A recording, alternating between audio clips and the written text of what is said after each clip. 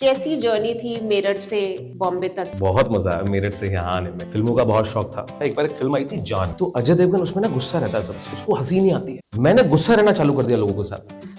पिताजी कुछ बोल रहे हैं, मैं ऐसे ही देख रहा हूँ, बाबा ऐसे करके। कोई एक दोस्त थी हमारी जो बालाजी में काम करती है। अब वहां गया, मुझे लगा शाहरुख की एक्टिंग करके दिखाऊंगा, ये बोलेंगे हाँ आजा, हम ताउम्र जलालुद्दीन मोहम्मद के वफादार हैं। दिमाग में वही सब चीजें थी मेरे, और मुझे लगा मैंने फाड़ दिया। 11 साल हो गए तुमको यहाँ बॉम्बे में। सो what is the strength which keeps pulling you every day? मैं अगर यहाँ हूँ आज तो मैं उनका क्रेडिट देता हूँ इन एक्टर्स को जो 90s के एक्टर्स हैं, जो माचो दिखते थे एकदम। अभी भी कभी भी लो फील करता हूँ, मैं देखता हूँ यार ये क्या लोग हैं यार। What do you suggest for people who are coming with so much dreams? यहाँ सबकी इंडिविजुअल जर्नी। मुझे ऐसा लगता है कि सबसे पहली और सबसे इंपॉर्टेंट चीज कि अपने ऊपर काम करता रहे। पैसा कमाना बहुत जरूरी है, मैं गरीबी को बिल्कुल भी ग्लोरीफाई नहीं करना चाहता। ये आज के टाइम पे एक्टर्स के लिए बहुत सारी चीजें आसान इसलिए भी हो गई हैं क्योंकि आपके पास सोशल मीडिया भी आ गया। अगर जानते हो तो अपनी चीजें लिखो, अपनी चीजें डायरेक्ट करो। क्राफ्ट भी आपका इतना पॉलिश होता है। जब ये इंस्टाग्राम की रील्स बना के when you started putting it out, you think कि आपने अपनी लाइफ का कंट्रोल ले लिया? पहले आपकी लाइफ का कंट्रोल कास्टिंग डायरेक्टर्स के पास, बहुत कास्टिंग वाला क्यों मुझे एंटरटेन करेगा? मेरे जैसे 50 लोग घूम रहे हैं यहाँ पे, उसको थोड़ी पता मैं कैसा एक्टर हूँ। Hi, welcome to Dive in Waters. I'm Leena Tandon, and today we have a very, very sweet guest on our channel. Welcome, Ashish, on our channel. Thank you so much. Thank you, Didi. Thank you. तो I want to understand कैसी journey थी मेरठ से बॉम्बे तक की? बहुत मजा आया मेरठ से यहाँ आने में, क्योंकि एक छोटा शहर है मेरठ। पिताजी पैरामिलिट्री में हैं, अभी भी 1 साल बाकी है उनको। तो वहां से बॉम्बे आना मेरे लिए बहुत बड़ी चीज थी, क्योंकि बचपन से मुझे एक्टर बनना था। फिल्मों का बहुत शौक था, बॉलीवुड फिल्मों का। हॉलीवुड में तब देखता नहीं था इतनी। तो 90s की जो फिल्में होती थी, जहां अक्षय कुमार, अजय देवगन, मिथुन, इन लोगों की फिल्में देख के बहुत मजा आता था। मतलब इतना कीड़ा था अंदर। छोटा सा टीवी होता था हमारे यहाँ, अकाय का छोटा सा, तो मैं वेट करता था कि पापा जाएं और मैं फिल्म चलाऊं। उस टाइम पे सोनी वगैरह जो है ये तब आए थे उस वक्त, और दोपहर को 3 बजे फिल्म आती थी, तो मैं देखता था, पूरा दिन फिल्में देखता था। एक टाइम ऐसा हो गया कि पापा ने ना एक बॉक्स बनवा लिया लकड़ी का, कि इसके अंदर टीवी रख के बाहर से लॉक लगा के तब जाया करूंगा। जिस दिन फिल्में नहीं देख पाता था मैं, मुझे बड़ा खराब लगता था।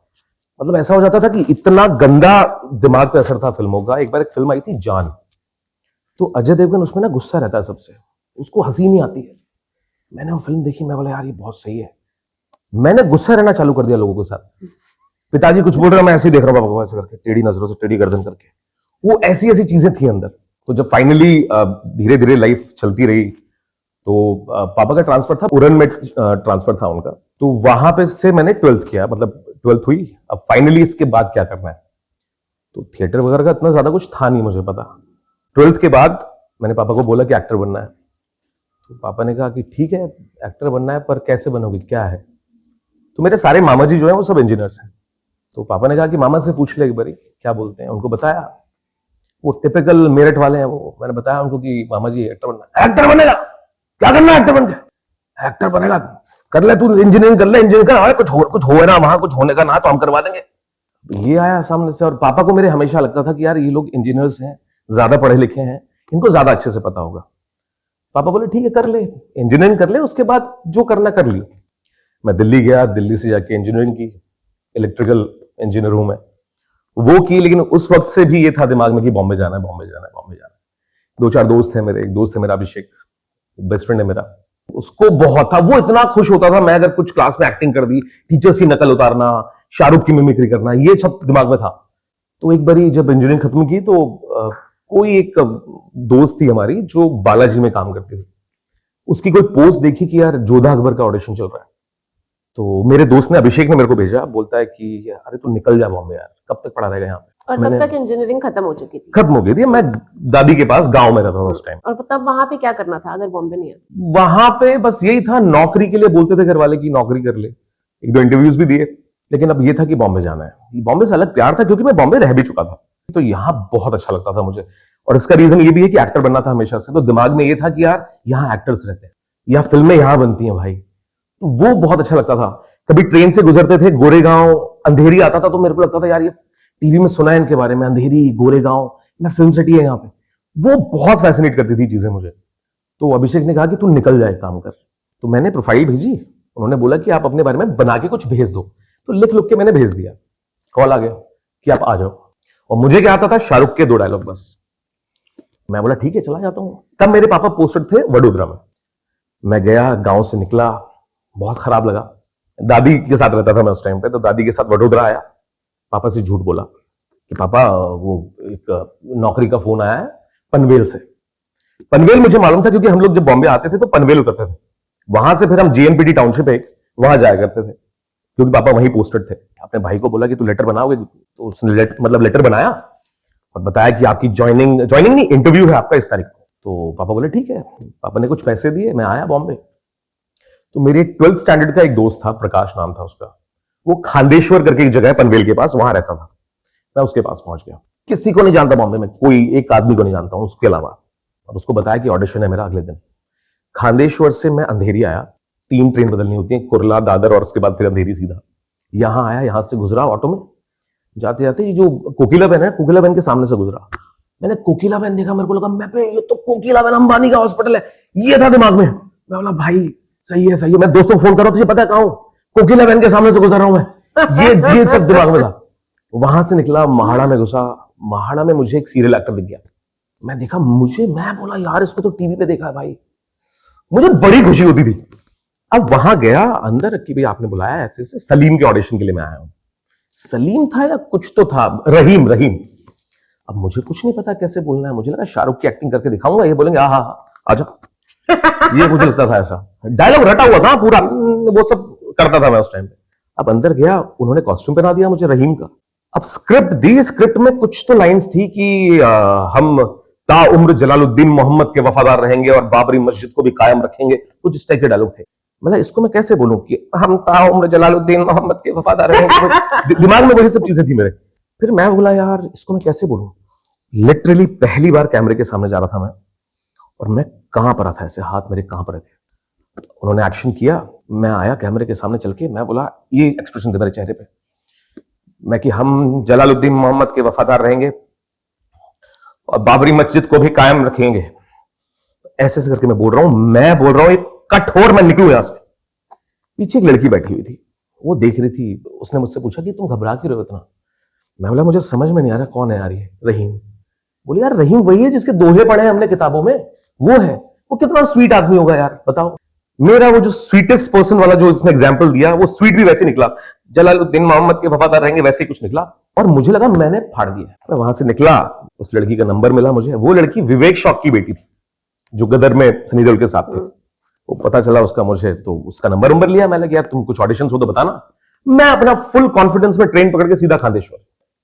अब वो एक दिन था, उसके बाद मैं वडोदरा चला गया कि अब 10-15 दिन बाद जब सीरियल की शूटिंग चालू हो जाएगी तो आ जाना। 15 दिन हो गए, 20 दिन हो गए, 30 दिन हो गए, कहीं फोन नहीं आया। मैंने फोन किया उसको, मैं भाई क्या हुआ अपना, मैं कि भाई वो जो ऑडिशन दिया था वो, बोला उसका तो शूट भी चालू हो गया। मैं कि मेरा नहीं हुआ। बोला नहीं हुआ तुम्हारा यार। मैं अब क्या करूं। पिताजी कहते हैं भाई तेरा तो वहां से इंटरव्यू से फोन नहीं आया, मामा जी के पास जा दिल्ली, वहीं नौकरी कर बैठ के। अब मैंने वापस से नकली लेटर निकलवाया एक और कि तुम्हारा हो गया है सिलेक्शन, ऐसे ऐसे पनवेल में तुम्हारी परसों से ज्वाइनिंग है। मेरे भाई पता नहीं कहीं से ठप्पा पलवा के लेके आया। मैं वापस अपना सामान लेके बॉम्बे आ गया। अब पिताजी के हिसाब से मैं नौकरी कर रहा हूं, अगले महीने मुझे सैलरी आएगी। मेरे हिसाब से मैं कर नहीं रहा हूं, मुझे पता है। मैं आया वापस से खांडेश्वर, दोस्त के पास रहा 2 दिन। अब वहां रहा तो मुझे अब ये था कि नौकरी तो अब करनी पड़ेगी यार, क्योंकि पापा के हिसाब से, और पापा ने पैसे भी उतने ही दिए थे कि जो महीना भर चल जाए, उसके बाद तो सैलरी मिलेगी ना पापा के हिसाब से। पहली बार गया मैं एक माइंड स्पेस करके एक जगह है एरोली में, वहां बहुत सारे ऑफिसेस हैं। विप्रो में मैंने इंटरव्यू दिया, कॉल सेंटर था वो, 14,000 रुपए मिलते थे कुछ। पहली बारी में हो गया मेरा, मैं कि विप्रो में नौकरी कर रहा हूँ, ठीक है, मजा आने लगा। तो वहां चलते चलते करते करते करते करते मुझे अब ये हुआ कि अब थिएटर करना है, क्योंकि मैं पढ़ता था एक्टर्स के बारे में बचपन से, इसने क्या किया। तो सबका एक बहुत कॉमन चीज होती थी थिएटर, मतलब जो मुझे एक्टर्स पसंद थे वो थिएटर वगैरह करके आते थे। और दिल्ली में एक बार मैं जाके, दिल्ली में एक ग्रुप है ब्लैक पर्ल आर्ट्स करके, वहां मैं गया था और वहां मुझे 2 एक्टर्स मिले थे जिनके साथ मैंने ऑडिशन किया था। उनके साथ एक नाटक किया जो जिसमें बैक स्टेज करने को मिला, तो थोड़ा पता था कि कोई थिएटर होता है कुछ। और जहां मैं ऑफिस में काम करता था वहां पे शारेब हाशमी एक एक्टर है, उनका भाई भी मेरे साथ काम करता था। तो उसने मुझे बताया कि यार एक ग्रुप है अंश थिएटर ग्रुप करके, मकरंद देशपांडे का ग्रुप है वो, तो वो ज्वाइन करो तुम। अब एरोली से जुहू आना होता था, जुहू पृथ्वी में। तो मैं क्या करता था, मैं कि ठीक है, उनका एक नाटक हो रहा था सर सरला करके गोल्फ कोर्स महालक्ष्मी में, वहां मैं पहुंचा नाटक देखने के लिए। नाटक देखा, पहली बार मकरंद देशपांडे को देख रहा हूँ, उसमें और एक एक्ट्रेस थी आहना कुमरा, वो थी, उसको देख रहा हूँ। मैं बोला यार सही है। और मुझे ये भी सुनने में आया था कि अनुराग कश्यप भी किया करते थे वो प्ले, तो दिमाग में था अनुराग कश्यप, ये भी चीजें भी थी दिमाग में। तो मैं भाग के गया मकरंद देशपांडे के पास प्ले खत्म होने के बाद, लेकिन सर मुझे आपके साथ थिएटर करना है। कहते हैं तो आओ बेटा पृथ्वी आओ। मैं खुश पृथ्वी पहुंचा, वहां वेट कर रहा हूँ 2-2 घंटा कि मकरंद सर अभी वर्कशॉप ले रहे हैं, वो आएंगे कि आके मुझे ले लेंगे अपने ग्रुप में, ये दिमाग में था। गया उनके पास, अब वो मैं कि सर आपने बोला था कि पृथ्वी आ जाना। हाँ तो आते रहो। मैं बोला यार मैं 2 घंटे से खड़ा हूं, मैं 3 ट्रेन बदल के आया हूं और मैं यहां आया और ये उन्होंने कहा कि आ जाना। उन्हीं का एक बंदा था संजय दधीच, उसको कई फिल्मों में देखा होगा आपने, उसको पूछा मैंने, वो कह रहा तो हाँ आ जाओ, हमारा प्ले चल रहा है एनसीबीए में, वहां चले जाओ। उनके साथ फिर मैंने 3-4 नाटक किए जो जिसमें बैक स्टेज किया मैंने, वहां से थोड़ा एक्सपीरियंस मिला। पहली बार एक्टर्स को सामने परफॉर्म करते हुए देख रहा हूँ, तो मजा आने लगा। फिर मैंने 1-2 फोटोज डाली, तो फोटोज डालने के बाद में फिर एक दिल्ली का जो दोस्त था जिनके साथ मैंने थिएटर में जो दोस्त 2 बने थे मेरे, उनमें से एक लड़का है विवान, उसको मैं मिला, वो फाइनली बॉम्बे आया, उसको मैंने अपने साथ रखा। वो फुल एक्टर बनने आया था, उसका कोई बैकअप प्लान नहीं था कि यार नौकरी करनी है क्या है। मैं नेरुल में रहता था उस टाइम पे, तो नेरुल से वो लड़का यहाँ वर्सोवा गांव शिफ्ट हो गया। उसके पिताजी के दोस्त थे कुमुद मिश्रा, तो उसका अचानक से एक दिन फोन आता है मेरे पास। मैं ऑफिस, रात में ऑफिस से आया, सो रहा था, सुबह फोन आया, कहता है कि कुमुद कक्का बुला रहे हैं, आएगा, नाटक करेगा। और मैं तो मर रहा था क्योंकि बैक स्टेज कर रहा हूं मैं इतने दिन से। बोला हाँ। मैं सब चीजें छोड़ के फोन किया ऑफिस में कि मुझे उल्टी हो रही है, मेरा सर दर्द है, मैं आज ऑफिस नहीं आऊंगा। छुट्टी मिल गई मेरे को, मैं जैसे तैसे करके पृथ्वी पहुंचा। कुमुद सर ने बोला कि नाटक करोगे? मैं हाँ जी। पहली बार उनसे मिला और उन्होंने पीले स्कूटर वाला एक मतलब एक प्ले है मानव कौल का, तो पीले स्कूटर वाला आदमी की रिहर्सल चालू हुई। डेली रात को जॉब करता था, मैं नौकरी पे जाता था, 4 घंटे की नींद लेके सुबह 7 बजे की ट्रेन पकड़ के पृथ्वी आता था। 9 बजे से रिहर्सल होती थी, 9 से 2 रिहर्सल की, 2 बजे अपना बैग उठा के सीधा एरोली ऑफिस में, वहां नहाया धोया, फिर कंप्यूटर पे बैठ गया, call, hello welcome to Airtel, ये सब ये चालू किया। वहां से थिएटर चालू हो गया। धीरे धीरे चीजें समझ में आने लगी। फिर 18 महीने के बाद मुझे नौकरी से निकाल दिया, क्योंकि बीच बीच में भाग जाना, हमेशा परफॉर्मेंस, लास्ट में तुम्हारा नाम आता था परफॉर्मेंस में कि कुछ परफॉर्मेंस दे नहीं रहा, ध्यान ही नहीं था, दिमाग में था कि एक्टर ही बनना है। नौकरी के लिए भाग रहे हो आप, इधर उधर भाग रहे हो, ऑडिशंस के लिए भाग रहे हो, कई बार बहुत चक्कर काटने पड़ते थे।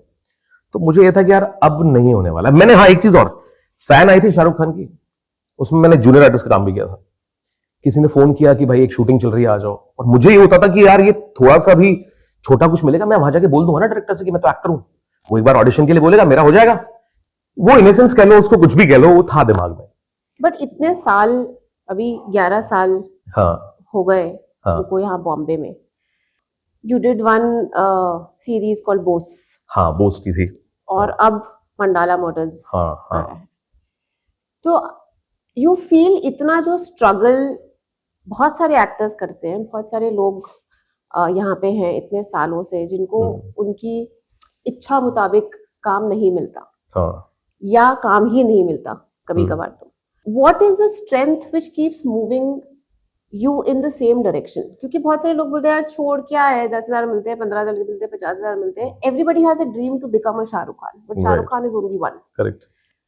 सो what is the strength which keeps pulling you every day? क्योंकि 11 साल में अगर you have done very limited work, right, do you feel that you have achieved what you wanted to achieve? No, अभी तो कुछ भी नहीं हुआ। क्योंकि उसका रीजन एक ये है, मैं बताना, फिल्में हमारे यहाँ पे जैसी अभी फिल्में बन रही हैं और जैसी फिल्में 90s में बनती थी या 80s में बनती थी, वो फिल्मों में कुछ तो बात थी, उसमें हीरोइज्म था।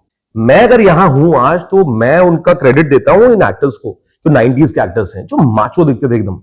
आजकल के देखो, मेरा सच में बता रहा हूं, मैं फिल्में नहीं देख सकता अभी आज के टाइम पे, बहुत खराब चीजें बन रही हैं, सॉरी टू से, लेकिन ये बहुत खराब बन रही हैं। 90s में जो फिल्में बनती थी ना, उनको देखता था, उनके गाने सुनता था, तो देख के मजा आता था कि यार जाना है, ये बनना है, ये करना है। वो दिमाग में था, वो पॉजिटिविटी दिमाग में थी, वो एनर्जी दिमाग में थी। अभी भी कभी भी लो फील करता हूं, मैं देखता हूं यार ये क्या लोग हैं यार, ये बहुत मजा आता है उनको देख के। तो वो करने के बाद जब यहां आया, बहुत सारी चीजें थी, नौकरी छोड़ दी। नौकरी छोड़ने के बाद में मैं वर्सोवा गांव शिफ्ट हो गया। मेरे लिए वर्सोवा गांव में रहना मेरे लिए ये था क्योंकि पापा के साथ हमेशा वो पैरामिलिट्री वाले लोग होते थे। मैंने 12वीं से पहले कोई भी फिल्म थिएटर में नहीं देखी थी, क्यों, सब कुछ हमारा अंदर ही होता था। हमारा हॉस्पिटल टाउनशिप में होता था, स्टेडियम हमारा वहां होता था, कैंटीन, शॉपिंग कॉम्प्लेक्स, सब कुछ वहीं होता था। तो मेरे लिए जब मैं पहली बार 12वीं के बाद बाहर निकला तो मेरे लिए मैंने दुनिया तब देखी ढंग से, नहीं तो मेरे अराउंड तो वही पुलिस वाले, आर्मी वाले, वही लोग रहते थे। तो जब नौकरी छोड़ी, फाइनली वर्सोवा गांव में शिफ्ट हुआ और देखा मैं यार यहाँ तो 4-4 लोग रह रहे हैं कमरे में, 3500 रुपए एक आदमी के उसमें आता था। अब क्या किया जाए? और नौकरी जब छोड़ी थी मैंने, उसके लिए मैंने क्या किया था, मैंने लोन भी ले लिया था 1,47,000 रुपए का। जिस दिन नौकरी मेरी गई है, रेजिग्नेशन दिया है, उसी दिन लोन आया मेरे अकाउंट में। ठीक है ना, चल छोड़ दी नौकरी। अब वो 1,47,000 है, लेकिन अब उसकी किस्त भी भरनी है। अब किस्त मैं उस 1,47,000 में से ही भर रहा हूं, धीरे धीरे खत्म हो रहा है। तब वहां रहता था मैं उधर नेरुल से जब मैं यहां शिफ्ट हुआ, पैसे पहले मैं कांदीवली शिफ्ट हुआ, वहां 50,000 ऐसे चला गया मेरा, उसमें से डिपॉजिट, यहां डिपॉजिट का और इन सब चीजों का बहुत पंगा है। अब मेरी किस्त भी नहीं जा रही है, बैंक वाले फोन कर रहे हैं, बैंक वाले घर आ जाते थे। अब करूं क्या? अब कुछ तो करना पड़ेगा। तो मैंने वापस से एक नौकरी के लिए इंटरव्यू दिया, वहां हो गया। तब यहां छोटे छोटे काम करने शुरू किए। किसी सीरियल में रिपोर्टर बन गया, 3,000 रुपए मिलेंगे 3 महीने के बाद। तो लेकिन एक पॉजिटिविटी थी कि चलो ठीक है यार, सबने छोटे से स्टार्ट किया ना। बहुत सारे एक्टर्स के इंटरव्यू सुने हम लोगों ने कि सब छोटे से स्टार्ट करते हैं, मैंने भी करा, ऐसा होता था। मैं बोला यार अब ये नौकरी वापस से करूंगा तो ये काम भी जाएगा, अब करूंगा। मैं बहुत परेशान था। एक दिन पापा को वीडियो कॉल किया सामने से ऐसे, और मैं भरे बैठा था अंदर कि आज मैं बोल दूंगा। और घर पे लैपटॉप पे पापा इधर बैठे थे, मम्मी इधर थी, मेरा भाई पीछे था, ऐसे बैठे हुए। और मेरे चेहरे से मम्मी ने पढ़ लिया कि कुछ तो गलत है। तो मैं बोला कि पापा मुझे कुछ बात करनी है। कहते हैं हाँ बोलो। पापा मेरे बहुत सॉफ्ट हैं, बहुत सीधे से आदमी, पैरामिलिट्री में है लेकिन कोई देख के उनको बोलेगा नहीं, इतने सीधे से आदमी है। मम्मी ने बोला क्या हो गया? अब इतना बोला और मैंने रोना शुरू कर दिया। रोना शुरू कर दिया? हाँ, और जब आप भरे हुए और कोई आपसे पूछ ले क्या हुआ, वो एकदम से बहता एकदम। तो वो मेरे बहने शुरू हुए आंसू। मम्मी कहती क्या हो गया, रो क्यों रहा, क्या हो गया? मैं बोला मम्मी नहीं, मैं ऐसे रोना शुरू किया। पापा बोलते रोने दे। मैं रोया, रोते रोते बोला मैं पापा मैं नौकरी नहीं कर पाऊंगा, मेरे बस की नहीं है, मुझे नहीं करनी नौकरी। कहते क्या करना है, नौकरी छोड़ दी? मैं हाँ छोड़ दी। मम्मी कहती लो छोड़ दी नौकरी। बोले कितना टाइम हो गया? मैं पापा 6 महीने हो गए। कहते क्या करना है? मैं पापा मुझे एक्टर बनना है, मैं वही ट्राई कर रहा हूं और हो जाएगा। अभी मैंने रिपोर्टर किया, इसमें वो दिमाग में था। मैं अभी शाहरुख खान की पिक्चर में काम किया, शाहरुख खान के साथ खड़ा था मैं, ये था। पापा कहते ठीक है कोई बात नहीं, कोई नहीं, ठीक है रो, तुम हमारी साइड से क्या चाहिए? मेरा भाई कहता पैसे चाहिए होंगे और क्या चाहिए होगा? पापा कहते कितने पैसे चाहिए? मैं पापा 15,000 रुपए मुझे महीने के भेज दिया करो, 5 महीने 4-5 महीने में मुझे कुछ ना कुछ मिल जाएगा। लगातार मैंने पैसे लिए पापा से 5 महीने।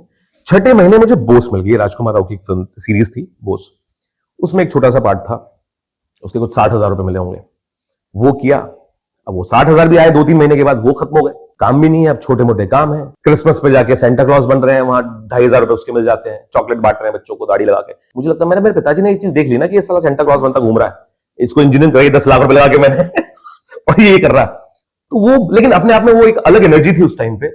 खुश थे कि चलो ठीक है 2,500 मिल गया, एक हफ्ता चल जाएगा, ठीक है, उसके बाद कुछ मिल जाए वो चल जाएगा, ये सब चीजें चलती थी। खैर उसके बाद में जो 60,000 भी खत्म हो गया, अब क्या करूं? अब कुछ करना पड़ेगा। 3,500 रुपए किराया था। तो उस अभी एक अर्बन क्लैब करके एक ऐप है, तो मैं लगा करूं क्या मैं यार, मैं कि बच्चों को ट्यूशन पढ़ा सकता हूं। तो मैंने अर्बन क्लैब पे अपनी प्रोफाइल बनाई। वो प्रोफाइल बनाई, प्रोफाइल पे क्या होता है कि आपको कुछ पॉइंट्स मिलते हैं और आपको ना कुछ लोगों के कॉन्टैक्ट्स मिलते हैं, वो लीड्स मिलती हैं, और लीड में क्या होता है आपके पॉइंट्स कटते हैं, कुछ ऐसा कुछ होता है उसमें। तो मुझे एक लीड का सामने से कॉल आया, लीड का नाम था लीना टंडन। तो उनका कॉल आया, कहते कि hi Ashish, I got your number from Urban Clap and I need one tutor for my domestic help, ऐसे करके आपने मुझसे कहा। ठीक है, मैं दोस्तों को बोला कि यार ऐसे आया है। तो उन्होंने बोला तू ये मत बोलियो कि तू एक्टर है, जाके सीधा बोल कि तू 15-20 बच्चों को और पढ़ाता है और ये इसको भी पढ़ा रहा है ऐसे। लीना टंडन उस टाइम यहाँ कोकिला बहन के ही पीछे रहती थी, आशीर्वाद करके बिल्डिंग का नाम था, मुझे याद है। मैं वहां पहुंचा, मैंने घर देखा, मैं बोला सही है यार। मैं गया अंदर, लीना टंडन आई, बैठी, और उन्होंने पूछा कि हाँ भाई आपका नंबर, आप और भी ट्यूशन पढ़ाते हो आप क्या? मैं कि हाँ जी, मैं 15-20 बच्चे और हैं उनको पढ़ाता हूँ ऐसे से। क्या करते हो आप? कि मैंने इंजीनियरिंग की हुई, आपने बारे में बताया जिस तरह से करके। पता नहीं क्या मुझे अंदर हुआ, मैंने झूठ नहीं बोला, मैंने उनको सीधा ये बोल दिया कि मैम सी मैं एक्टर हूं, मैं थिएटर कर रहा हूं, और मुझे जो है मैं ये जो ट्यूशन पढ़ा रहा हूं सिर्फ ये अपने उसके लिए पढ़ा रहा हूं ताकि मेरा खर्चा वर्चा निकल जाए। तो वो लीना टंडन ऐसे करती हैं, ऐसे करती हैं। अभी आपको याद आ रहा होगा सारी चीजें ना। टीना टंडन मैं ही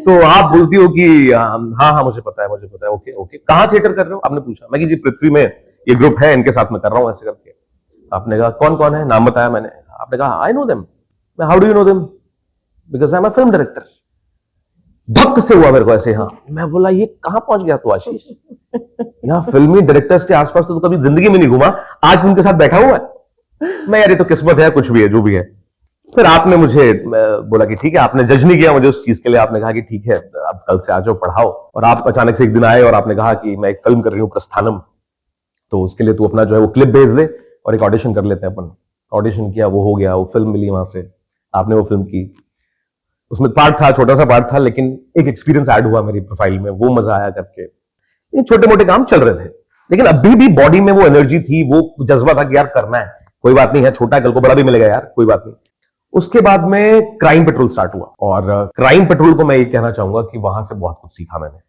क्योंकि थिएटर अलग चीज होती है कैमरा बहुत अलग चीज होती है क्राइम पेट्रोल से इतना कुछ मिला सीखने के लिए पैसे भी आने लगे मजा आने लगा घर वाले देखते थे जब पहली बार क्राइम पेट्रोल में आया कि अरे वो आ रहा है सब रिश्तेदारों के फोन आए फर्स्ट एपिसोड के बाद इसी बीच में हुई मर्दानी 2 मैंने नंदिनी श्रीकांत के यहाँ पे मैंने एक ऑडिशन दिया था तो वहां का एक असिस्टेंट था सौरभ शर्मा करके उसको मेरा ऑडिशन अच्छा लगा तो उसने मेरा नंबर ले लिया उस दौरान मैं एक प्ले कर रहा था वो प्ले देखने आया उसको प्ले में काम अच्छा लगा तो और उससे बॉन्डिंग होगी मेरी अचानक से उसका एक दिन फोन आता है कि भाई सुनना एक डायरेक्टर है वो फिल्म बना रहे हैं तो वो उनको ना एक बंदा चाहिए जो मेरठ के बंदे को ट्रेन कर सके और उनको कोई थिएटर का बंदा चाहिए जिसको समझ हो मैं ठीक है बोला यशराज की फिल्म है मैं बोला मुझे कोई क्यों बुलाएगा यशराज में यार वो दिमाग में था ऐसा इससे पहले बहुत इंसिडेंट में देख चुका था जहां लोग बड़े बड़े वादे करते हैं कुछ होता नहीं तो वो दिमाग में था मैंने इग्नोर की बात उसकी मैं नाटक में लग गया अपने कुछ काम क्राइम पेट्रोल कर रहा हूं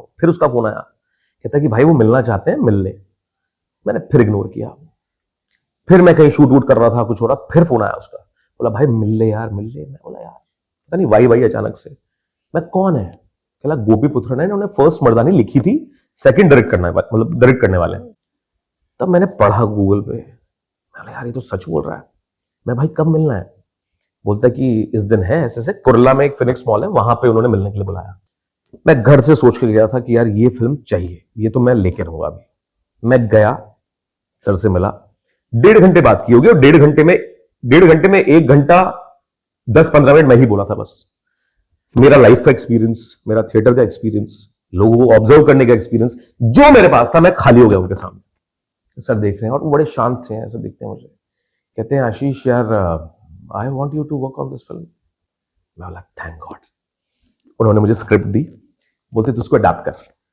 मेरठ की भाषा में मैंने मेरठ की भाषा में अडैप्ट कर दी फिर उसके बाद सर ने बोला कि अब इसको पढ़ जरा मैंने पढ़ा कहते हैं यार ये बहुत ठेठ मेरठ की लग रही है अब इसको थोड़ा मेरठ शहर का बना दे मैंने ऑन स्पॉट वो भी कर दिया बोले यस ये चाहिए मुझे कुछ लाइन थी उसमें ऐसे कि जब इंसान बहुत खा लेता है तो ऐसा लगता है जैसे आज भूख नहीं लगेगी पर ऐसा होता नहीं है ऐसा कुछ करके लाइन थी और उसको मैंने कर दिया मैं जब इंसान बहुत खा ले हुआ तब ऐसा लगा जैसे आज भूख ना लगने की है पर ऐसा होता ना है ये कुछ ऐसा था तो मैं बोला सर एक सेकेंड आप इस अपने असिस्टेंट को एक बार पढ़ाओ तो सौरभ जिसने मुझे रिकमेंड किया था उसी को मैंने पढ़ने के लिए बोला अब उसने पढ़ा अलग स्टाइल में जब इंसान बहुत खा ले हुआ ना तब ऐसे लगे जैसे आज मैं कि सर ये नहीं होना चाहिए मैं कि ये पकड़ा जाएगा ये लगेगा नहीं मेरिट का कहते हैं यार राइट तो तू आ जाना फिल्म पे तू ट्रेन कर एक्टर को ठीक है फाइनली विशाल जेठवा ने की वो फिल्म उसके साथ मैं रहा सर ने इतनी मुझे लिबर्टी दी थी कि अगर मुझे शॉट पसंद नहीं आता था तो सर शॉट लेते नहीं थे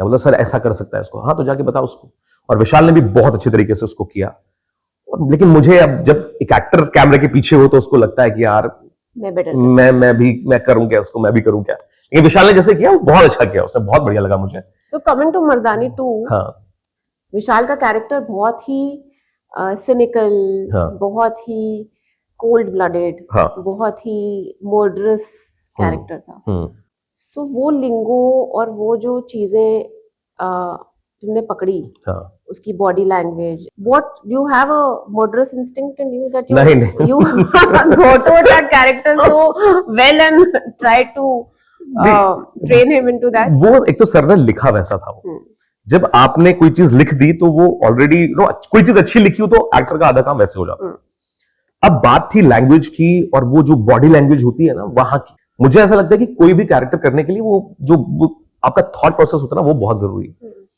तो वो बंदा है गुजराती, बहुत सिंपल सा स्वीट सा बंदा है वो। जब पहली बार मिला था तो मैंने बोल दिया था कि यार मुझे नहीं पसंद आया, लेकिन जब मैंने उसको ऑडिशन में देखा तो मैं बोला यार यार ये तो कमाल है। अब फाइनली जब वो मुझे मिला भी था तो उसको पता चल चुकी थी ये बात कि बोला आपको तो पसंद नहीं था ना। मैं बोला नहीं यार तूने बहुत अच्छा किया। तो मैं उसको गांव लेके गया अपने, मैंने वायरफ को बोल दिया था कि भाई हम कहीं होटल वगैरह में नहीं रुकेंगे, मेरे गांव में जाके रुकते हैं। वहां रुका, वहां लोगों से मिलवाया, क्योंकि हर जगह का हवा पानी बहुत अलग होता है। आप मेरठ चले जाओ, आप गुड़गांव चले जाओ, मुजफ्फरनगर चले जाओ, तो हर जगह अलग तरीके के लोग होते हैं। तो मैं चाहता था कि वो ना वहां के लोगों से मिले। और कुछ कुछ है मेरे गांव में भी, कुछ लोग हैं ऐसे थोड़े से ना बहुत जल्दी एग्रेसिव लोग हैं बहुत ज्यादा, उनसे मिलवाया। एक दो इंसिडेंट भी वहां उसने ऐसे देखे कि उसको बहुत कुछ मिला वहां से। जो इंसान एक गांव में रहा हो, मेरठ में रहा हो, उसकी चाल भी एक अलग होती है, उसका सोचने का तरीका भी बहुत अलग होता है। मैं हमेशा ये चीज बोलता हूं कि आपका थॉट जैसा है ना, उससे आपकी बॉडी लैंग्वेज डिसाइड होती है। हम किसी को टच भी करते हैं तो उसका जो टच होता है वो खराब है कि सही है, वो उसके थॉट से आता है। हम गर्लफ्रेंड को टच करते हैं, बहन को टच करते हैं, माँ को टच करते हैं, तीनों का फील अलग होता है, बिकॉज थॉट। तो मेरा यही था कि यार ये थॉट तू देख, ये लोग कैसे सोचते हैं, कैसे बात करते हैं, तू देख। जो जो मुझे लगा हम लोग वो एड ऑन करते गए। और सर ने हमेशा मुझे उतनी लिबर्टी दी कि हाँ ठीक है ऐसा करते हैं, ये ड्रेस हाँ ऐसा करते हैं, ऐसे बोलेगा। कुछ कुछ चीजें थी, कुछ स्लैंग्स थे वहां के जो यूज किए वहां पे फिल्म में। तो अब एक गुजराती बंदे ने जब मेरठ की भाषा बोली तो बहुत हद तक उसने बहुत अच्छी बोली। बहुत लोगों ने कहा कि यार यार वो तो लग ही रहा था। शानू शर्मा ने कहा कि यार मुझे लगा ही नहीं कि तू गुजराती है, ऐसा ट्रांसफॉर्म। तो वो बहुत अच्छा एक्सपीरियंस था। मैंने सोल दी थी उस फिल्म को अपनी। मतलब ये था कि जब आप कैमरे के पीछे होते हो ना, मैं यार ये बंदा है ना मेरे साथ में, मैं कि ये सब कुछ वो करे, मेरे अंदर जो था मैंने सब झोंक दिया था उस फिल्म में। और उस फिल्म से फिर ऐसा हुआ कि सर को काम बहुत पसंद आया। सर का एक मैसेज आया था जब फिल्म रिलीज हुई थी कि Ashish you been an invaluable asset to the film, hope to work with you soon but this time as an actor. उन्होंने गोपी सर ने कहा मुझे, मॉडल्स बनाई है। हाँ उन्होंने मंडला मोटर्स बनाई है अभी। तो सर ने कहा कि यार ऐसे से है, अब अगला कुछ करूंगा तो एज एन एक्टर। मैं कि ठीक है सर। फिर 3 साल के बाद अचानक फोन आया शाहरुख शर्मा के यहाँ से, इंस्टाग्राम पे मैसेज आया था कि we want to test you for this. मैं गया ऑडिशन के लिए, पता चला कि ये गोपी सर की सीरीज है कोई मंडला मोटर्स का। ऑडिशन दिया, हो गया। बाद में जाके पता चला कि सर ने ये जो लिखा था कैरेक्टर तो मुझे दिमाग में रख के लिखा था कि यार है कुछ करने के लिए। वो देखो सेकंड सीजन में भी क्या पता चीजें हों अच्छी। और तो कनेक्शंस देखो कहां कहां कहां कहां होते जाते हैं। तो अचानक से एक दिन आपका फोन आया कि मैं एक फिल्म और कर रही हूँ, स्क्वाड नाम है फिल्म का, मुझे टेस्ट करना है तुझे। मैंने ऑडिशन दिया, फाइनली पहली बार मैं यूरोप गया आपके साथ, थैंक्स टू यू। और पहला ट्रिप था मेरा यूरोप का, बहुत मजा आया। वो फिल्म भी देखो, सोचो अर्बन क्लैप पे अगर मैं अपनी प्रोफाइल नहीं बनाता, आप नहीं मिलती, मेरी लाइफ से 2 फिल्में खत्म हो जाती। अभी जो रिसेंटली बैड कॉप में हरलीन को जो ट्रेन किया है तो वो भी आपके थ्रू ही हुई चीजें। तो मुझे ऐसा लगता है कि कहीं ना कहीं तो कनेक्शंस बनते हैं और it is somewhere also a power which is guiding. मुझे हमेशा लगता है कि कोई भी किसी की लाइफ में ऐसे नहीं आ जाता। हाँ कोई तो रीजन होता है। तो मैं सोचा ही नहीं था कभी यार कहाँ अर्बन क्लैब, क्या कहाँ रहते थे, कैसे मिलता मैं। और आपसे मिला तो इतनी सारी चीजें हो रही हैं। अभी आज यहाँ बैठा हूँ तो वो भी वही एक अर्बन क्लैब की चीज है। ये पहला पॉडकास्ट है मेरा। अर्बन क्लैब को हाँ ये उनका प्रमोशन हो रहा है, मैं वो पैसे से ले लेना।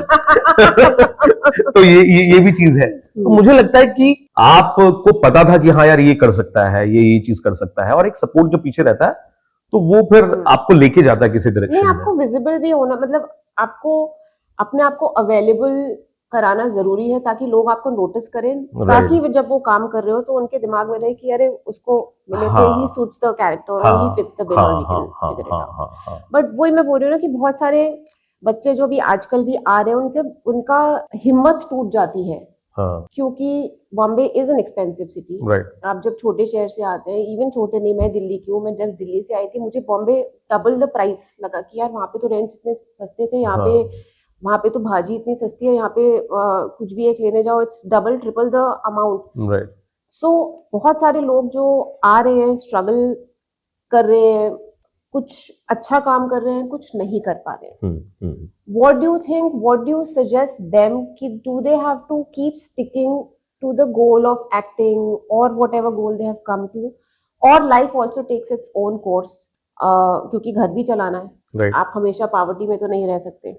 और जितनी भी ग्लोरिफाइड हमारी इंडस्ट्री लगे, हम्म, we don't earn that much unless and until we are at a stage where we are getting regular work or we are getting crores. वो पहुंचने में कुछ लोगों को बहुत जल्दी मिल जाता है, कुछ लोगों को बहुत टाइम लग जाता है, कुछ लोग वापस भी चले जाते हैं, कुछ लोग बहुत वापस सारे भी लोग चले ऐसे। जाते हैं. So to hold on to your gut feeling या to hold on to that, what do you think? मतलब for you acting, आपके 2 या 3 prominent चीजें हुई हैं एक्टिंग के in the last 11 years. Right right, उससे आपका घर तो डेफिनेटली नहीं चल रहा Correct. होगा.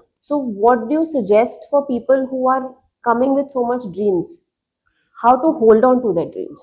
मुझे ऐसा लगता है कि यहाँ सबकी इंडिविजुअल जर्नी, भाई बहुत सारे लोग हैं, मेरे साथ वाले लोग हैं जो वापस चले गए, कुछ हैं रुक गए यहाँ पे, छोटा मोटा काम कर लिया, कुछ पैसे मिल गए, फिर वो छोटा मोटा काम कर लिया, फिर कुछ पैसे मिल गए, कुछ पैसे 60,000 रुपए 70,000 रुपए आ गए महीने, और इस शहर में ये पैसा कुछ नहीं है।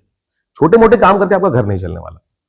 मुझे ऐसा लगता है कि जिसको एक्टर बनना है या फिर जो यहाँ एक्टर बनना चाहता है, सबसे पहली और सबसे इंपॉर्टेंट चीज कि अपने ऊपर काम करता रहे हमेशा। घर में बैठ के सीन वर्क करो, जो करना है करो, लोगों को ऑब्जर्व करो, देखो तुम करंट सिचुएशन में कैसे रिएक्ट करते हो, तुम वो देखो। ये कंटिन्यूसली आपका ना ये प्रोसेस चलते रहना चाहिए। मैं एक एग्जांपल देता हूं, मेरे कोरोना में मेरे एक दादाजी थे, उनकी डेथ हो गई थी, वो बड़े क्लोज थे मेरे, और मैं ऐसा हूं, मैं बहुत अवेयर रहता हूं, मैं कोई आदमी कैसे बात कर रहा है, ये कैसे चल रहा है, ये कैसे सोच रहा है, वो चीजें वो एक्टर का काम है, मुझे ऐसा लगता है। और ये चीज ना आपको कोई थिएटर में सिखाएगा ना कहीं कोई, ये आपको रहना पड़ेगा अगर आप एक्टर बनना चाहते हो। तो जब उनकी डेथ हुई, मैं सुबह सुबह 4-5 बजे की बात है, मैं भाग के गया, देखा मैंने, और मैंने रोना शुरू कर दिया। रोते रोते रोते रोते रोते रोते खटाक से एक थॉट आता है कि आशीष देख ले तू कैसे रिएक्ट कर रहा है, ये रो रहे। मैं बोला यार ये कितना गंदा थॉट है, लेकिन वो साला एक्टर जो है वो इतना भारी है अंदर कि बैठा हुआ जो कहता है कि देख देख कैसे रो रहा है तू, ऐसे रिएक्ट करना है जब तुझे कहीं सीन मिल जाएगा। मुझे नहीं पता ये सही है कितना गलत है, लेकिन उतना अवेयर आपको होना चाहिए, क्योंकि ये ऑलरेडी इतनी मुश्किल इंडस्ट्री है, यहाँ पे लोग आते हैं चले जाते हैं, टिक नहीं पाते हैं, दुनिया भर की चीजें होती हैं। लेकिन मैं वही पॉइंट पे आता हूं, मैं ये बोलूंगा कि जितने लोग हैं सबकी अलग जर्नी है। पैसा कमाना बहुत जरूरी है, मैं गरीबी को बिल्कुल भी ग्लोरीफाई नहीं करना चाहता कि गरीब रहो वहीं पड़े रहो, इतने पैसे में तुम्हारा जो मन करे वो तुम ना ले पाओ, कुछ जो मर्जी करे वो खाना पाओ, वो सब चीजें नहीं करनी भाई। माँ बाप, वो जाकिर भाई बोलते हैं ना चीज की, हाँ माँ बाप आपको गरीब नहीं देखना चाहते, वो वाली जो बात है वो दरअसल वो बिल्कुल परफेक्ट बात है। तो मैंने ये चीज जब मैं क्राइम पेट्रोल कर रहा था, कुछ फिल्में मिल रही थी, एक लिमिटेड पैसा आता था, वो जो खत्म हो जाता था एक वक्त के बाद, उसके बाद क्या थोड़ा बहुत ही पैसा मिलता था। अब क्या करूं, मैं वर्सोवा गांव से शिफ्ट हो गया सात बंगला, वहां रेंट भी ज्यादा है, सारी चीजें हैं, अब क्या किया जाए। तो मेरा एक फ्रेंड है अर्चित, जिसने डबिंग स्टार्ट की, वो क्राउड डबिंग करता था और आज के टाइम पे अच्छा खासा काम कर रहा है, लीड कर रहा है नेटफ्लिक्स के सब कुछ। तो उसने एक दिन ग्रुप पे मैसेज डाला कि इस महीने 1,80,000 रुपए कमाए। मैं बोला सही है यार, ये तो डबिंग में पैसा है। और मुझे बोलते थे लोग कि तेरी आवाज ठीक है आशीष, ये वो। तो मैंने उससे कॉन्टैक्ट्स लिए, मैं कि तू मुझे बता यार क्या करना चाहिए। बोला तू इनको भेज, जैसे एक्टिंग में होती है प्रोफाइल, वैसे ही मैंने अपने वॉइस सैंपल्स बनाए और लोगों को भेजे। मुझे बहुत जल्दी काम मिला। एंड डबिंग इंडस्ट्री बहुत ही फेयर इंडस्ट्री है, अगर आपको काम आता है, आपको समझ है, सुर की समझ है, फील की समझ है, आपको बहुत जल्दी काम मिलेगा, जो मुझे मिला। 5-6 महीने के अंदर ही मैंने सारे जो स्टूडियोज हैं वो क्रैक कर लिए थे, और जितना अर्चित ने बताया था उसके आसपास का पैसा मुझे भी मिलना शुरू हो गया था, ज्यादा कम थोड़ा बहुत होता रहता था, लेकिन पैसे जब आने लगे। पहली बार बॉम्बे में आने के बाद 6-7 साल के बाद मैंने डब स्टार्ट किया। इससे पहले थिएटर चल रहा था, थिएटर में अभी भी कर रहा हूं। तो वो जो चीजें चलती गई, जब पैसा आना शुरू हुआ तब मुझे समझ में आया। और उसके बीच में एक फिल्म हुई थी जो बड़ी खराब थी, जिसमें काम किया था मैंने, वहां से मुझे रियलाइज हुआ कि आशीष कुछ भी नहीं करना यार, तू यहाँ एक्टर बनने आया है, और एक अच्छा एक्टर बनने आया है कि लोग ना बोले कि यार ये एक्टर अच्छा है यार। वो बड़ी चीजें, वो सब दिमाग से आपके एक वक्त के बाद आपको समझ आ जाता है कि यार ये करना है और ये नहीं करना है। और उसके लिए आपकी जेब भरी होनी चाहिए, थोड़ी सी जेब खाली होगी तो आप कुछ भी करोगे, हर चीज के लिए आप हाँ हर चीज के लिए हाँ बोलोगे। पहले ये होता था, मैं पहले भागता था कास्टिंग वालों के पीछे, भाई कुछ है क्या, अरे भाई ये काम है, मैनेजर 1, ये कॉप 1, ये करना है। वो गुस्सा आता था, क्योंकि आप धीरे धीरे अपना क्राफ्ट आप सुधार रहे हो, आप थिएटर कर रहे हो, आपको वहां तारीफ मिल रही है, ये हो रहा है, फिर आपको वो जाके आप मैनेजर 1 करोगे क्या, नहीं करोगे। लेकिन पैसे जेब में नहीं हो तो आपको करना पड़ेगा। तो मैंने जब डब स्टार्ट किया तब पैसे आने शुरू हुए, और अब तो अच्छा खासा काम कर लिया डबिंग इंडस्ट्री में, और अभी भी कर रहा हूं। थैंक्स टू ऑल जो डबिंग वाले हैं जिन्होंने काम दिया मुझे अच्छे से, जो अच्छा पैसा देते हैं, कि आप अब जो आपका पैशन है एक्टिंग का, आप उसमें आप वही करोगे जो आपको करना है।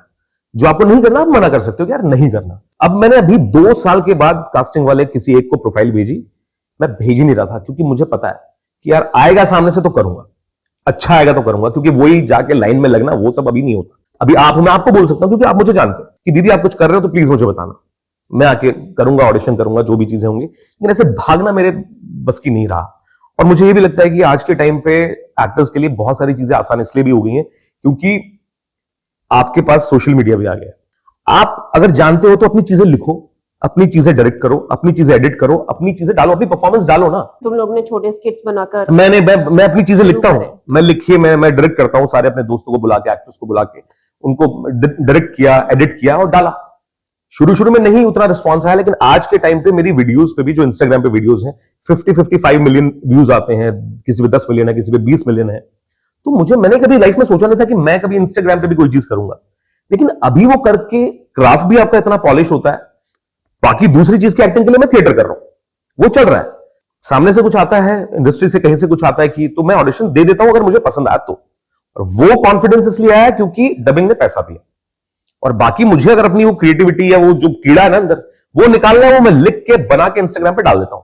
इंस्टाग्राम पे कितने सारे लोग हैं जो देखते हैं, फॉलो करते हैं। 2-3 हजार फॉलोअर्स थे, आज के टाइम पे 36-37 हजार हुए, यही करके अपना बना के। मैं अभी गुड़गांव गया था, गुड़गांव में बाहर निकला हूं, जितनी बार बाहर निकला हूं लोगों ने पहचाना है, किसी सीरीज से, किसी फिल्म से नहीं, जो इंस्टाग्राम पे मैंने अपनी चीजें लिखी हुई हैं, जो डायरेक्ट की हुई हैं उनसे। तो मुझे लगा ठीक है यार, वहां से भी कुछ ना कुछ शांत होता है अंदर आपके। और क्या पता, इतने सारे लोग हैं इंस्टाग्राम पे देखते हैं, और एक अच्छे एक्टर का आपको पता चल जाता है एक छोटी सी क्लिप से। एक एक्टर आएगा और बैठेगा ना, आपको पता चल जाएगा इसको काम आता है। But do you think something changed जब ये इंस्टाग्राम की रील्स बना के when you started putting it out?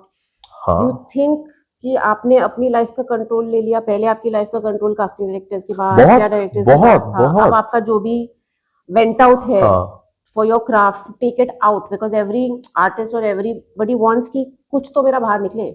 हाँ, जो मैं इतने टाइम से अपने आप को प्रेप कर रहा हूँ, it should come out somewhere. You think that control has come back to you? बिल्कुल। उससे तो बहुत कॉन्फिडेंस बूस्टअप हुआ मेरा। पहले आप जब किसी चीज की शुरुआत करते हो तो आप बहुत कॉन्फिडेंस थोड़ा लो रहता है, आप फिर भी आप डालना शुरू करते हो, आप स्टार्ट करते हो। धीरे धीरे जब आपको रिस्पॉन्स मिलना शुरू होता है सामने से, तो आपको लगता है कि यार और करता हूं। और मेरे साथ वाले, मेरी जो टीम भी है, वो सबके सब तैयार रहते हैं। मैं उनको बोलूं रात को 3 बजे कि भी आना है, अभी वीडियो शूट करनी है, भाग के आएंगे। उनको बहुत मजा आता है मेरे साथ और मुझे बहुत मजा आता है। और जब आप कोई चीज लिखते हो, उनको भी रिस्पॉन्स मिल रहा है सामने से कि हाँ यार, उनको भी लोग जान रहे हैं कि यार हाँ तुम्हें उसमें देखा था यार, तुम्हें उसमें देखा था, तो उनको भी बहुत मजा आता है। और मैं हमेशा बोलता हूं कि करो, अपना कंसिस्टेंट होना बहुत जरूरी है। लोग नहीं रहते, कुछ लोग करेंगे। डबिंग का भी ऐसा है, बहुत सारे लोग जिन्होंने कहा मुझसे कि हमें डबिंग करनी है, और लोगों को लगता है कि डबिंग करना, आवाज अच्छी है तो डबिंग कर लो। इट्स नॉट अबाउट आवाज सबकी अलग अलग है, सबके लिए अलग कैरेक्टर्स है। इट्स ऑल अबाउट फील, कि तुम्हारा फील क्या है, तुम्हें वो समझ आ रहा है क्या सुर, वो एक्टर किस सुर में बात कर रहा है, उस एक्टर का फील क्या है, वो समझ में आ रहा है कि नहीं आ रहा है। वो बहुत जरूरी है, जो बहुत सारे लोग क्रैक नहीं कर पाते। मैंने वो चीज क्रैक की, इसीलिए मैंने कहा था कि हर इंडिविजुअल की अलग स्टोरी होती है। तो मेरी इसलिए थी कि मैंने वो डिस्कवर किया कि यार हाँ, मुझे डबिंग में कर सकता हूं, मुझे पता है, एक्टिंग ही है ना, एक्टिंग का ही पार्ट है ना। तो मैंने किया, मैंने वो क्रैक कर लिया। बहुत सारे लोग हैं, कोई असिस्टेंट डायरेक्टर बन जाता है, कोई डायरेक्टर बन जाता है, कोई राइटर बन जाता है।